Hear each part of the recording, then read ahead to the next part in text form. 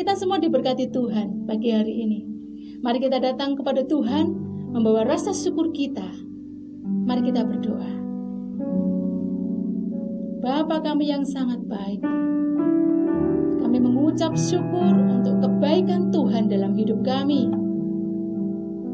Kami mau beribadah kepadamu, membawa seluruh hati kami kepada Tuhan, menyenangkan hatimu, memuji kebesaran namamu. Roh Kudus, Engkau Tuhan yang hadir bagi kami, memenuhi kami pada pagi hari ini. Kami siap menyenangkan hati Tuhan. Inilah yang kami rindukan, menikmati hadirat-Mu. Terpuji namamu Bapa. Di dalam nama Tuhan Yesus kami berdoa dan kami bersyukur. Haleluya. Amin. Ketika kita datang di hadirat Tuhan, kita tahu kita membawa dengan hati yang penuh dengan sukacita. Maka sungguh nyata kasih-Nya bagi kita semua. Haleluya.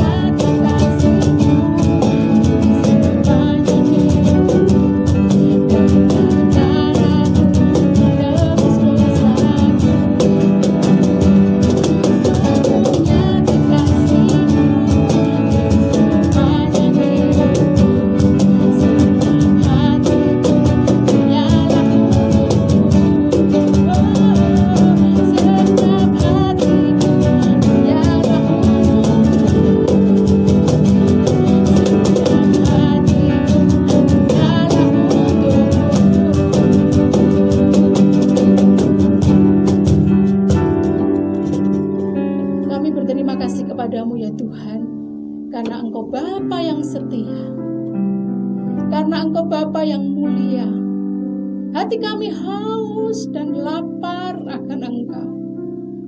Kami menyediakan hati yang baik di hadapan-Mu, Tuhan. Inilah hidupku yang di dalam kekuatan-Mu, Tuhan.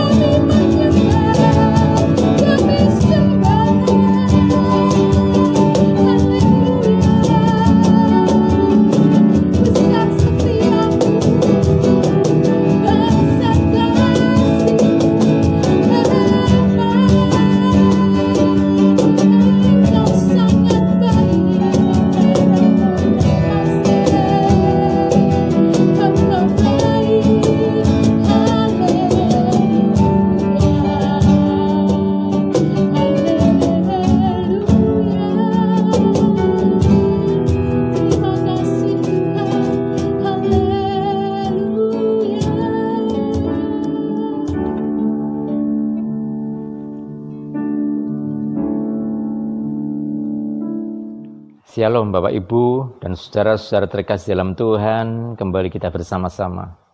Mari kita mau merenungkan firman Tuhan. Jangan biarkan firman itu berlalu begitu saja. Biarkan dia tinggal dalam hati kita, mengubah hati dan pikiran kita, agar kita melangkah tetap di dalam kebenarannya, sehingga kita tidak menyimpang ke kiri dan ke kanan. Firman-Nya akan menuntun kita sampai kepada masa kesudahan kita. Mari kita berdoa bersama. Kalau di pagi hari ini kami bisa kembali bersama-sama belajar akan firman-Mu, tentu itu semua karena kemurahan dan kasih-Mu. Bapa di surga, Engkau Bapa yang melihat diri kami seutuhnya, dan hanya Engkau yang bisa mengetahuinya, bisa mengerti tentang siapa kami masing-masing di hadapan-Mu. Hari ini kami ingin belajar firman-Mu. Biarkan firman-Mu mengubah diri kami, mengubah hidup kami. Kami telah Kau pilih, kami telah Kau tebus.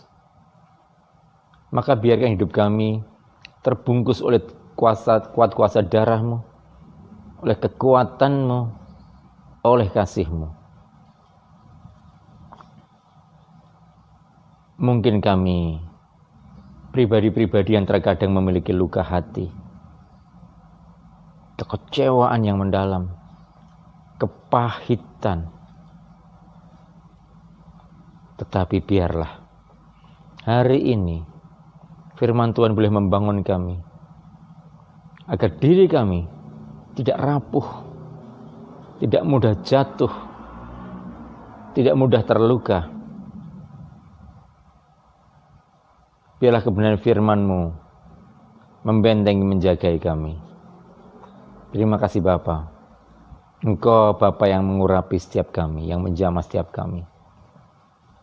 Dalam nama Tuhan Yesus Kristus kami berdoa. Amin. Bapak, Ibu, dan saudara-saudara yang dikasihi Tuhan, yang paling gampang dalam hidup ini, di saat kita sedang mengalami sebuah persoalan, yang pertama adalah menyalahkan orang lain atau pribadi yang lain. Menyalahkan Tuhan, menyalahkan orang-orang di sekitar kita, orang-orang yang sungguh selalu berhubungan dengan kita, atau pemerintah, atau masyarakat. Itu yang paling mudah. Seakan itu menjadi sesuatu yang biasa terjadi. Seperti itu alamiah sekali. Mungkin memang benar. Siapa yang kita sebut kecuali Tuhan itu, mungkin mereka semua melakukan kesalahan kepada kita. Tetapi hari ini, saya ingin mengajak setiap kita, bagaimana kita ini hidup sebagai anak-anak Tuhan. Bagaimana kita ini menjadi terang sebagai anak-anak Tuhan. Mari kita lihat bersama-sama dalam kitab Kejadian pasal yang ketiga, ayat 6 dan yang ke-7. Saya memberikan tema renungan kita adalah hanya diri kita yang bisa merusak diri kita sendiri. Sekali lagi, hanya diri kita yang bisa merusak diri kita sendiri. Kejadian pasal yang ketiga, ayat yang ke-6 dan yang ke-7. Perempuan itu melihat bahwa buah pohon itu baik untuk dimakan dan sedap kelihatannya. Lagi pula pohon itu menarik hati karena memberi pengertian. Lalu ia mengambil dari buahnya dan dimakannya dan diberikannya juga kepada suaminya, yang bersama-sama dengan dia, dan suaminya pun memakannya. Maka terbukalah mata mereka berdua, dan mereka tahu bahwa mereka telanjang. Lalu mereka menyamat daun pohon ara dan membuat cawat. Bapak, Ibu, dan saudara-saudara terkasih dalam Tuhan, apa yang baru saja kita baca adalah kisah kejatuhan Hawa dan Adam di hadapan Tuhan. Sesuatu yang perlu kita mengerti adalah manusia diciptakan begitu mulia, Adam dan Hawa ditempatkan di tempat yang begitu mulia. Tuhan memberikan free will, kehendak bebas apapun saja, kecuali hanya satu. Ya, pada ayat yang ke-3 dikatakan, mulai ayat yang kedua, lalu saut perempuan itu kepada ular itu, buah pohon-pohonan dalam taman ini boleh kami makan. Artinya semua pohon boleh dimakan, buah-buah dalam pohon itu boleh dimakan. Tetapi tentang pohon yang ada di tengah-tengah taman, Allah berfirman, jangan kamu makan ataupun raba buah itu, nanti kamu mati. Artinya semua boleh, hanya satu yang tidak boleh. Siapa yang membisikkannya? Alkitab berkata, ular yang mempengaruhinya. Dikatakan ular ialah binatang yang paling cerdik yang dijadikan oleh Tuhan. Ular berbicara kepada Hawa. Ular mempengaruhi Hawa.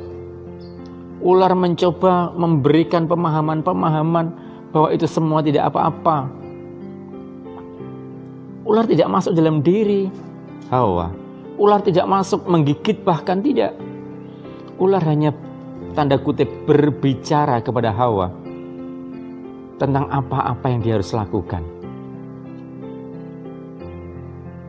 Ular tidak berbuat sesuatu yang lain. Tapi perhatikan sungguh. Ya. Ayat yang ke-6 baru saja kita baca. Perempuan itu melihat bahwa buah pohon itu baik untuk dimakan dan sedap kelihatannya. Lagi pula pohon itu menarik hati karena memberi pengertian.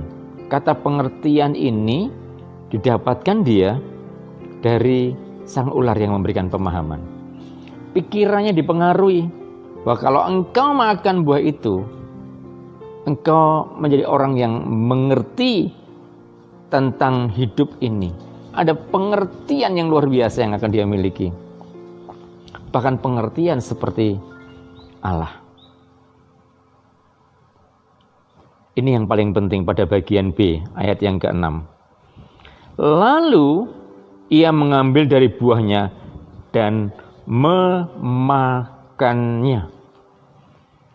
Hawa mengambil keputusan untuk dia mengambil buah itu dan memakannya dan membagikannya kepada suaminya, yaitu Adam. Bapak, Ibu, dan saudara-saudara yang dikasih Tuhan, mari kita simak sungguh-sungguh hal ini. Apakah ular masuk di dalam dirinya kemudian membuat sebuah gangguan? Tidak. Ular hanya berbicara kepada dia. Ular tidak melakukan apapun. Tetapi yang melakukan, mengambil tindakan yang menimbulkan dosa adalah Hawa. Maka dikatakan lalu ia mengambil. Kata lalu ia mengambil ini sebuah tindakan dosa yang terjadi. Sehingga rusaklah hubungan manusia dengan Allah. Bukan ular yang merusak. Yang merusak adalah Hawa sendiri. Ular hanya mempengaruhi saja. Tapi setelah dia memakannya, bersama dengan Adam, Tuhan datang menanyakan. Dikatakan demikian,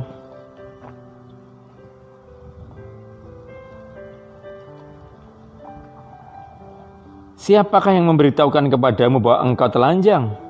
apakah engkau makan dari buah pohon yang kularang engkau makan itu?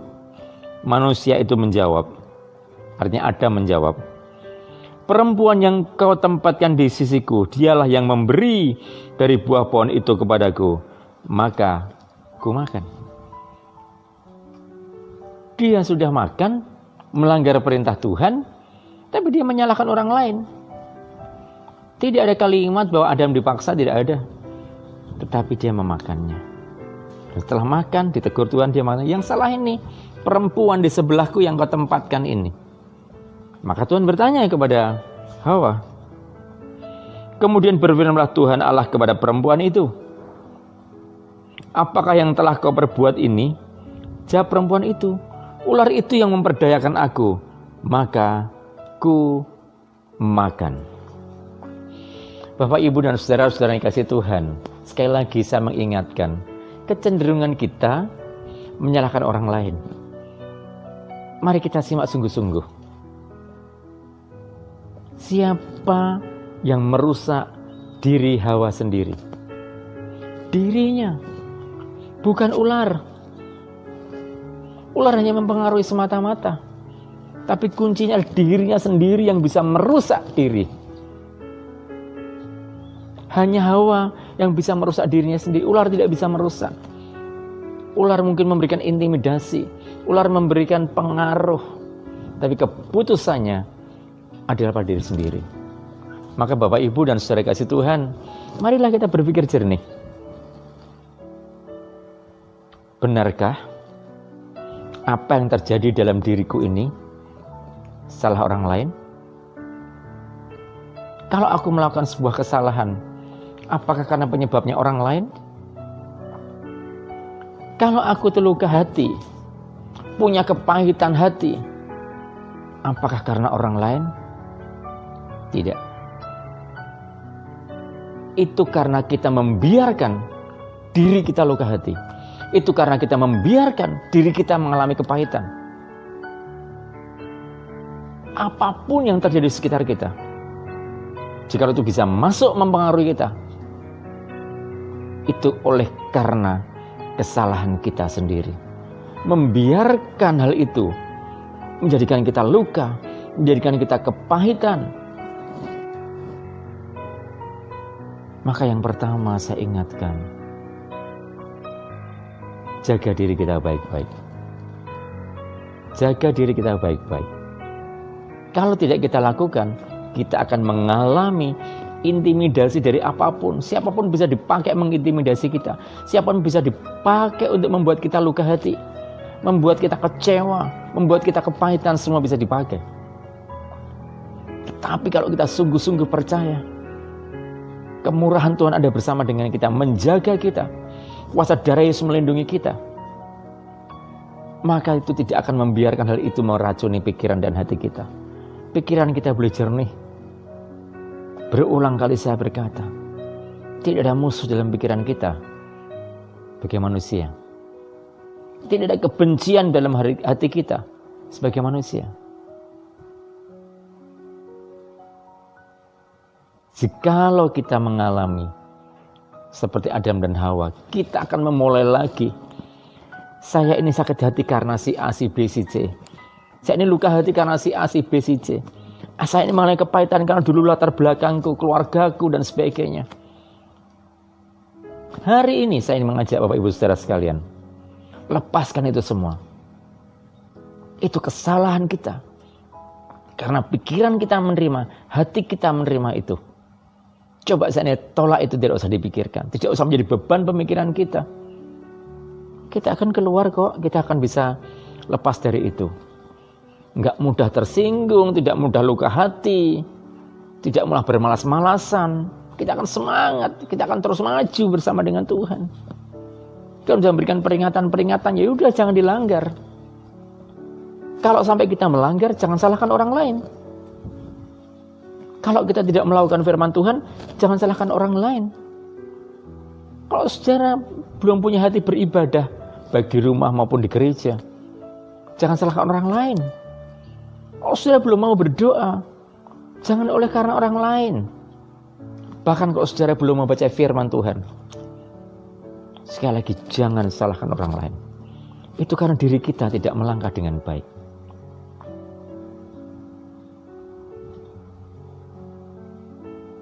Renungkan sungguh Bapak Ibu yang terkasih. Sebagai penutup saya ingin mengajak kita melihat Galatia pasal yang ke-5 ayat 22. Tetapi buah roh ialah kasih, sukacita, damai, sejahtera, kesabaran, kemurahan, kebaikan, kesetiaan, kelemah lembutan, dan yang terakhir disebutkan penguasaan diri. Jadi filter kita atas pengaruh apapun, entah setan, entah apa, entah teknologi, entah ilmu pengetahuan, kuncinya adalah kita punya penguasaan diri.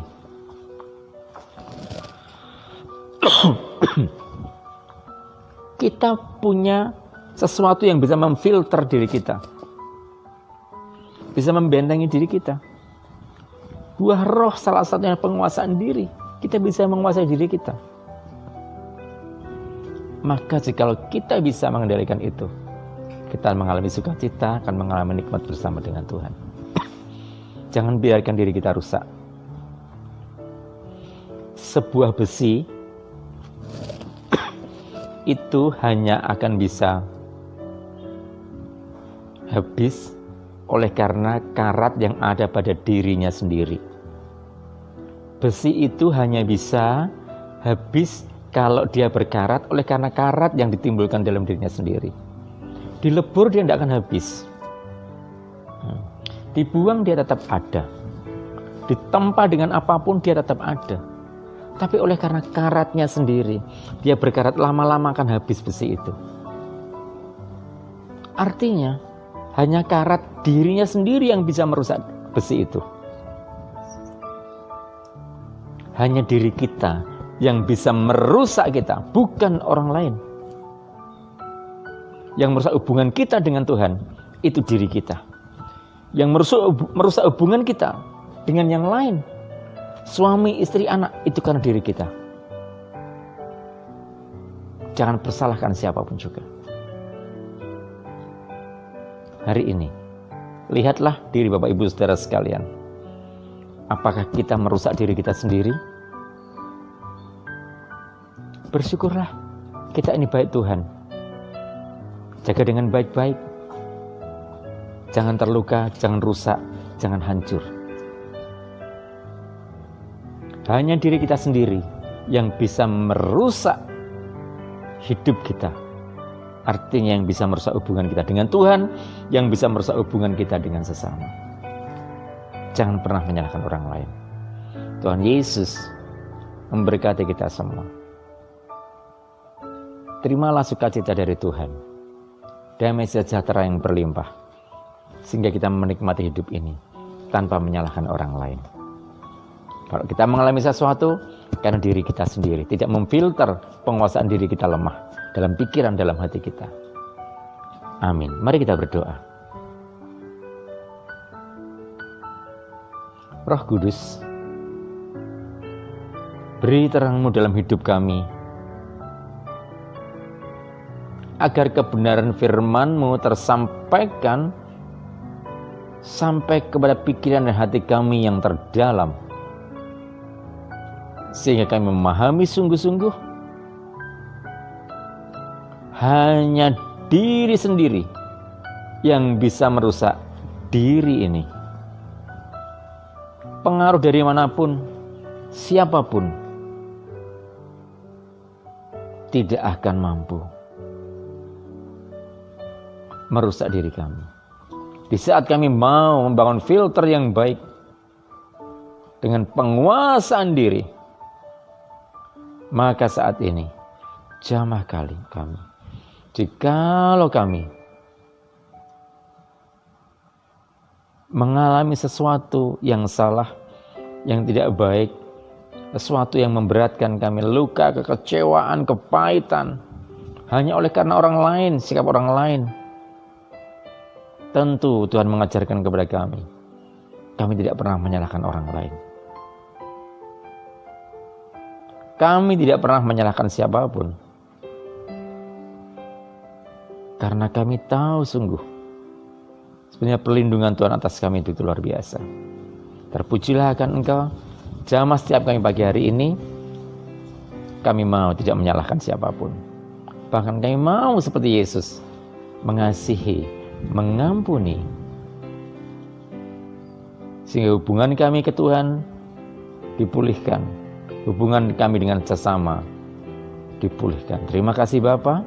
Dalam nama Tuhan Yesus kami berdoa, kami mengucap syukur, kami menyerahkan bangsa Indonesia ini di situasi pandemi COVID ini, semakin hari semakin melandai, yang jumlah pasien, dan bahkan Tuhan berikan pertolongan, semakin masyarakat disehatkan. Dalam nama Yesus kami berdoa, amin. Bapak, Ibu, dan Saudara dikasih Tuhan, sekarang terimalah kasih yang begitu luar biasa. Renungkanlah firman Tuhan siang dan malam. Kita lakukanlah. Seperti pohon yang ditanam di tepi aliran air, yang akan menghasilkan buah pada musimnya, yang tidak pernah layu daunnya. Apa saja yang diperbuatnya berhasil. Demi nama Bapa, Putra, dan Roh Kudus. Amin. Tuhan Yesus memberkati kita semua. Amin. Kita memberikan korban syukur kepada Tuhan. Dengan sukacita kita mau berdoa. Mengucap syukur untuk kebaikan-Mu ya Tuhan. Engkau Tuhan yang sangat peduli akan hidup kami.